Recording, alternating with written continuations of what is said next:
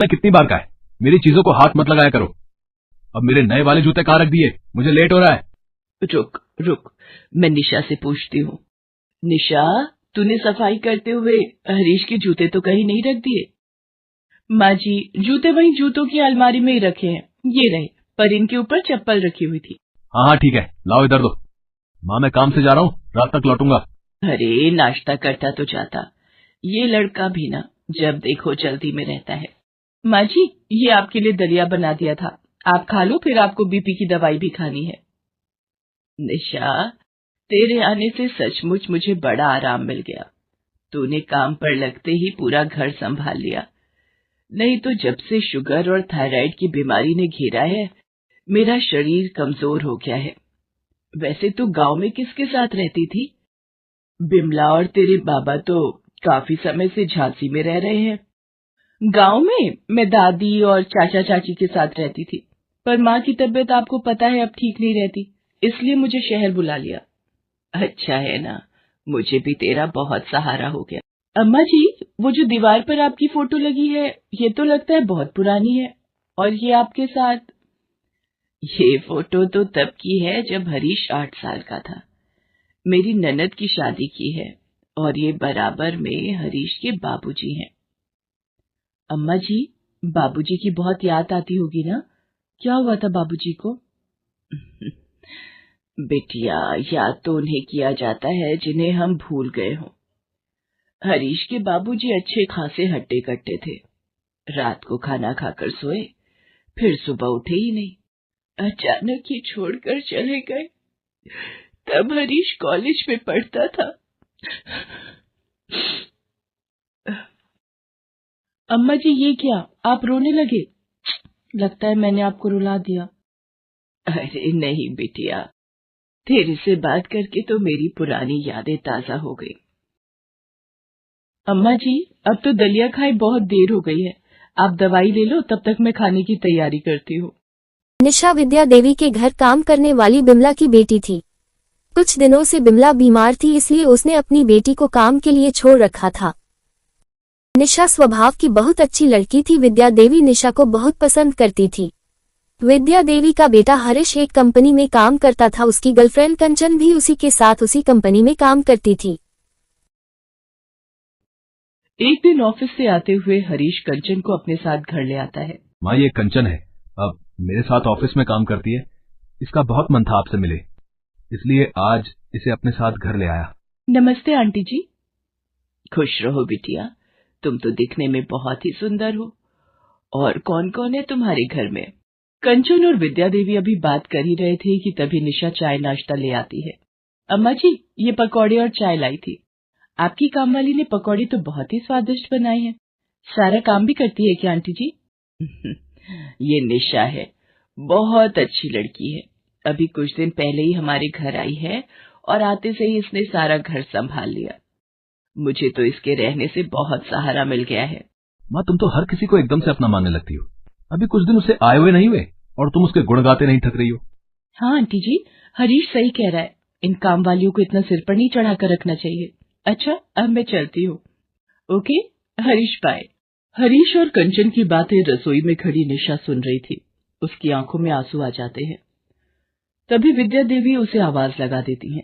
मुझे पता है निशा बेटी, तुझे हरीश और कंचन दोनों कुछ ज्यादा ही बोल गए, पर तू उनकी बातों का बुरा मत मानना।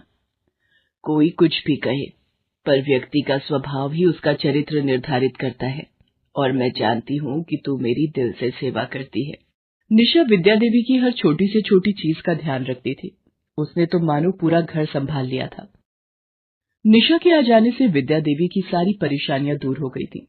पर एक शाम विद्या देवी बहुत चिंता में थी और बार बार दरवाजे की ओर देख रही थी। क्या हुआ अम्मा जी, इतनी परेशान क्यों हो और बार बार आप दरवाजे की ओर क्यों देख रही हो? हरीश पता नहीं कहाँ रह गया, रोजाना तो ऑफिस से जल्दी आ जाता है। अम्मा जी, आपका फोन बज रहा है, मैं लेकर आती हूँ। हेलो, कौन बोल रहा है? क्या? ये नहीं हो सकता। हरीश मेरा बच्चा। क्या हुआ अम्मा जी, आप इतना घबरा क्यों रही हो? निशा बेटी, हरीश का एक्सीडेंट हो गया है, पता नहीं मेरा बच्चा किस हाल में होगा। मुझे जल्दी से अस्पताल जाना है। रुकिए अम्मा जी, मैं ऑटो बुला कर लाती हूँ। विद्या देवी निशा के साथ हॉस्पिटल पहुंचती है। हरीश की गाड़ी का एक्सीडेंट हो गया था, जिसके कारण उसके बहुत चोटें आती हैं। देखिए माताजी, मैं आपको झूठी तसल्ली नहीं दे सकता। पेशेंट के पैर पूरी तरह से डैमेज हो चुके हैं। अब शायद हरीश उम्र भर ना चल पाए। ये सब क्या हो गया मेरे बच्चे के साथ? अम्मा जी, अपने आप को संभालो। कुछ दिनों बाद हरीश को छुट्टी मिल जाती है। वो घर आ जाता है। हरीश की नौकरी भी छूट गई थी, इस वजह से वो और दुखी हो जाता है। हेलो कंचन, क्या बात है? मैं तुम्हें पिछले 1 हफ्ते से फोन मिला रहा हूं, तुम मेरा फोन क्यों नहीं उठा रही हो? और तुम एक बार भी मुझे हॉस्पिटल में देखने के लिए नहीं आई। तुम्हें पता है ना मेरा कितना बड़ा एक्सीडेंट हुआ था। देखो हरीश, मुझे सब पता चल गया है। अब तुम पूरी तरह से अपाहिज हो चुके हो। तुम्हारे दोनों पैर खराब हो चुके हैं और एक अपाहिज के साथ मैं अपनी पूरी जिंदगी खराब नहीं कर सकती। वैसे भी मेरी शादी होने वाली है, इसलिए मुझे आज के बाद कॉल करने की कोशिश भी मत करना। कंचन, मैंने तुमसे सच्चा प्यार किया और इस हालत में तुम मुझे यूं छोड़कर चली गई। ये आपके लिए सब्जियों का सूप बनाया था। मुझे भूख नहीं है, ले जाओ ये सूप। आपको पानी पीना था तो मुझे बोल देते, अभी बेड से गिर जाते। मुझे किसी की हेल्प नहीं चाहिए, मैं किसी की सहानुभूति नहीं मांग रहा। हरीश बेटा, तू कंचन का गुस्सा इस बेचारी पर क्यों निकाल रहा है? निशा, दे इसे सूप, मैं भी देखती हूँ ये कैसे नहीं पीता। इसी तरह निशा हरीश की देखभाल में लगी रहती। धीरे धीरे हरीश को निशा का व्यवहार अच्छा लगने लगा। अब तो वो निशा के साथ खूब बातें करता और हंसता। हरीश की तबीयत में भी सुधार होने लगा था। हरीश जी, ये तो किसी चमत्कार से कम नहीं है। आपके पैरों में अब काफी हरकत होने लगी है। बस कोशिश करते रहिए, समय पर फिजियोथेरेपी के लिए आते रहिएगा। और फिर हरीश बिल्कुल ठीक हो जाता है। एक दिन कंचन उससे मिलने आती है। तुम यहाँ क्या कर रही हो? मुझे तुम्हारी काम वाली निशा बाजार में मिली थी, इसी से पता चला कि तुम बिल्कुल ठीक हो गए हो। तो मुझे लगा कि जब तुम मुझे इतना प्यार करते ही हो तो मैं हम दोनों के रिश्ते को एक मौका और दे देती हूँ। पर तुम्हारी तो शादी हो गई थी ना? नहीं, वो लड़का मुझे पसंद नहीं था, इसलिए मैंने उस रिश्ते के लिए मना कर दिया। वैसे भी अब तुम ठीक हो गए हो तो हम दोनों को बहुत जल्द शादी कर लेनी चाहिए। एक काम करते, हम अगले हफ्ते ही शादी कर लेते हैं। कंचन, जरा खड़ी हो ना। ओह, गले लगकर इस खुशी को मनाना चाहते हो? निशा, कंचन मैडम को जरा बाहर तक छोड़कर आना और ऐसे ही इन्हें बाहर करो। दरवाजा अंदर से ठीक से बंद कर लेना। मैं अपने घर में फालतू की चीजें पसंद नहीं करता। तुम्हें तो मैं देख लूंगी हरीश, तुम मेरा अपमान कर रहे हो। अरे तुम्हें मेरी जैसी लड़की मिलेगी नहीं, याद रखना। कंचन अपना सा मुंह लेकर वहां से चली जाती है। माँ, मैंने ठीक किया ना? तुमने जो किया बिल्कुल सही किया। कंचन जैसी स्वार्थी लड़की तुम्हारे लिए नहीं बनी। मैं जानता हूं माँ, मेरे लिए कौन सी लड़की सही रहेगी। निशा। हाँ माँ, मैं निशा को अपनी पत्नी बनाना चाहता हूँ और मैं जानता हूँ इसके लिए तुम्हें भी कोई एतराज नहीं होगा।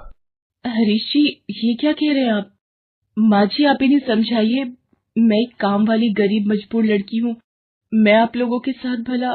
निशा बिटिया, तुम भी तो एक समझदार, सुंदर और होनहार लड़की हो। जिस तरह से तुमने इस घर में और हमारे दिलों में अपनी जगह बना ली है, शायद कोई और इतना प्यार हमें नहीं दे पाएगा। मैं तुम्हारे माँ बाबा से बात करूंगी और कुछ दिनों में तुम्हारी और हरीश की धूमधाम से शादी करेंगे। निशा विद्या देवी के गले लग जाती है।